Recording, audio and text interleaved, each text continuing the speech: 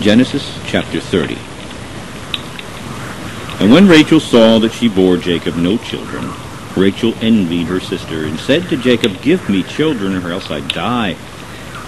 And Jacob's anger was kindled against Rachel, and he said, "Am I in Yahweh's stead, who has withheld from you the fruit of the womb?"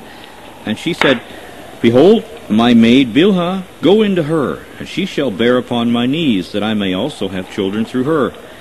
And she gave him Bilhah her handmaid to wife, and Jacob went in unto her. And Bilhah conceived, and bore Jacob a son. And Rachel said, "Yahweh has judged me, and has also heard my voice, and has given me a son." Therefore she called his name Dan. And Bilhah, Rachel's maid, conceived again, and bore Jacob a second son. And Rachel said, "With great wrestlings have I wrestled with my sister, and I have prevailed." And she called his name Naphtali. When Leah saw that she had left off from bearing, she took Zilpah her maid, and gave her to Jacob to wife. And Zilpah, Leah's maid, bore Jacob a son. And Leah said, "A troop comes," and she called his name God. And Zilpah, Leah's maid, bore Jacob a second son. And Leah said, "Happy am I, for the daughters will call me blessed," and she called his name Asher. And Reuben went in the days of wheat harvest, and found mandrakes in the field, and brought them to his mother Leah. And then Rachel said to Leah, "Give me, I ask of you, of your son's mandrakes." And she said to her, "Is it a small matter that you have taken my husband? Would you also take away my son's mandrakes also?" Rachel said, "Therefore he shall lie with you tonight for your son's mandrakes." And Jacob came out of the field in the evening, and Leah went out to meet him, and said, "You must come in unto me, for surely I have hired you with my son's mandrakes." And he lay with her that night.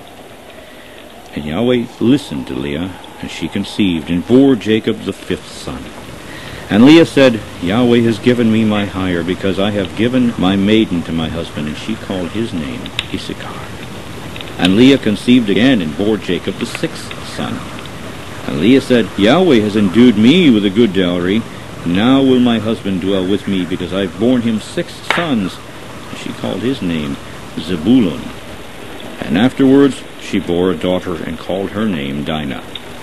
And Yahweh remembered Rachel, and Yahweh listened to her, and opened her womb. And she conceived, and bore a son, and said, "Yahweh has taken away my reproach." And she called his name Joseph, and said, "Yahweh shall add to me another son." And it came to pass, when Rachel had borne Joseph, that Jacob said to Laban, "Send me away, that I may go to my own place and to my country. Give me my wives and my children, for whom I have served you, and let me go, for you know my service which I have done you."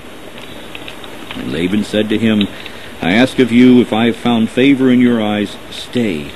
For I have learned by experience that Yahweh has blessed me for your sake." And he said, "Appoint me your wages, and I will give it." And he said to him, "You know how I have served you, and how your cattle were with me. For it was little which you had before I came, and it is now increased into a multitude, and Yahweh has blessed you since my coming. And now when shall I provide for my own house also?" And he said, "What shall I give you?" And Jacob said, "You shall not give me anything. If you will do this thing for me, I will again feed and keep your flock. I will pass through all your flock today, removing from it all the speckled and spotted cattle, and all the brown among the sheep, and the spotted and speckled among the goats, and of such shall be my hire. So shall my righteousness answer for me in time to come, when it shall come for my hire before your face. Every one that is not speckled and spotted among the goats, and brown among the sheep, that shall be counted stolen with me." And Laban said, "Behold, I would it might be according to your word." And he removed that day the he-goats that were ring-streaked and spotted, and all the she-goats that were speckled and spotted, and every one that had some white in it, and all the brown among the sheep, and gave them into the hand of his sons. And he set 3 days' journey between himself and Jacob fed the rest of Laban's flocks.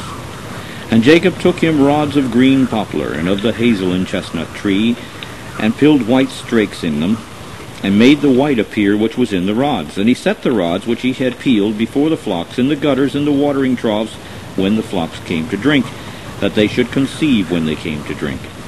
And the flocks conceived before the rods, and brought forth cattle ring-straked, speckled, and spotted. And Jacob did separate the lambs, and set the faces of the flocks towards the ringstake, and all the brown in the flocks of Laban. And he put his own flocks by themselves, and put them not into Laban's cattle. And it came to pass, whensoever the stronger cattle did conceive, that Jacob laid the rods before the eyes of the cattle in the gutters, that they might conceive among the rods. But when the cattle were feeble, he put them not in. So the feebler were Laban's, and the stronger Jacob's. And the man increased exceedingly, and had much cattle, and maidservants, and menservants, and camels, and asses. End of chapter.